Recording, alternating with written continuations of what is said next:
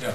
We're going to turn it over to you for your report. You're the only Oh. one that hasn't reported yet. Oh, jeez, I didn't realize. Okay.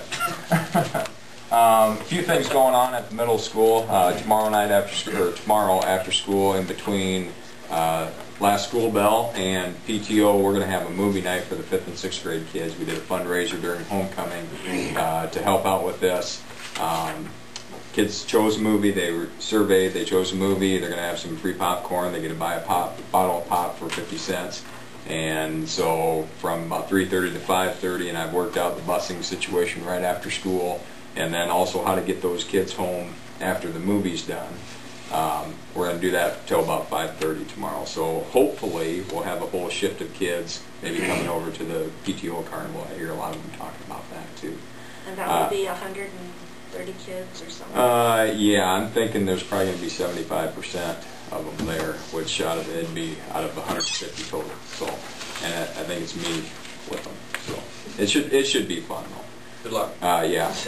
Pancake days. The Kiwanis is having pancake days on Tuesday of next week. We've arranged busing for students who want to go down to pancake days. I've talked to Dale about that a couple different times and given him some numbers. It looks like we're going to have pretty solid numbers going down there at both 5th through the 8th grade level. We sent a letter or a note with the students to be brought home, whether they got home or not. But it looks like we've got about 100, well, last count now, Dale, I guess for you too, it's about 180. So you be prepared, and that's a half an hour shift that we'll bring half of them down, eat quick, get back up here, and then the next half will go. So I've heard teachers already challenging some of the kids. The record was 27 that went from past years. 27? Yeah, 27 pancakes. We're not going to do that because we're not The going to nurse deal will with be in that. that building. Balled up. More on a serious note here. Jen Wollison was over tonight at the middle school talking to. She ran a session every half an hour. Talking to 8th grade students about preparation for high school, just what to expect, what are some of the policies. Talked about a little bit about courses, talked about the importance of their GPA once they get to high school.